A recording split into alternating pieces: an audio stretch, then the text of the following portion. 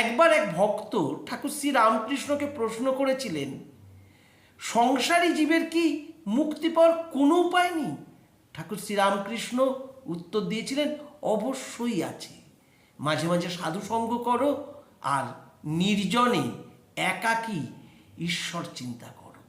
একবার যদি তোমার বিশ্বাস এসে যায় তাহলেই সব হবে।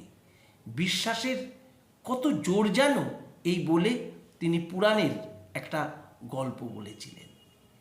রামচন্দ্র পূর্ণব্রহ্ম নারায়ণ, অথচ সেই রামচন্দ্রকে লঙ্কায় যাওয়ার জন্যে সেতু বাঁধতে হয়েছিল, অথচ তার ভক্ত হনুমান কিন্তু সেতু ছাড়াই সমুদ্র পার হয়ে গেছিল।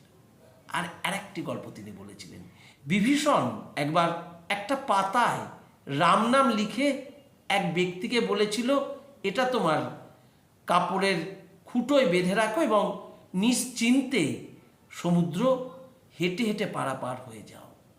সেই ব্যক্তিও পাতাটি কাপড়ের খুঁটোর মধ্যে বেঁধে হেঁটে হেঁটে সমুদ্র পার হয়ে যাচ্ছিল।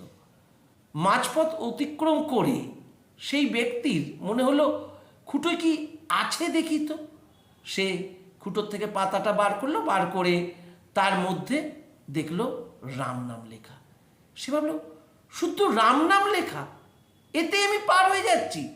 এই যে তার মধ্যে অবিশ্বাস এলো, সেই মুহূর্তে সে সমুদ্রে ডুবে গেল।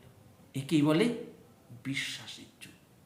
অর্থাৎ যতক্ষণ তার মধ্যে কোনো অবিশ্বাস জন্মায়নি ততক্ষণ কিন্তু সে সুন্দরভাবে হেঁটে হেঁটে সমুদ্র পারাপার হয়ে যাচ্ছিল।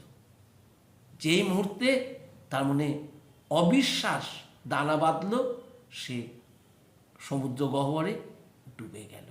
এটাই হলো বিশ্বাসের শক্তি। তাই ঈশ্বরকে লাভ করার সবচেয়ে বড় উপায় হলো বিশ্বাস।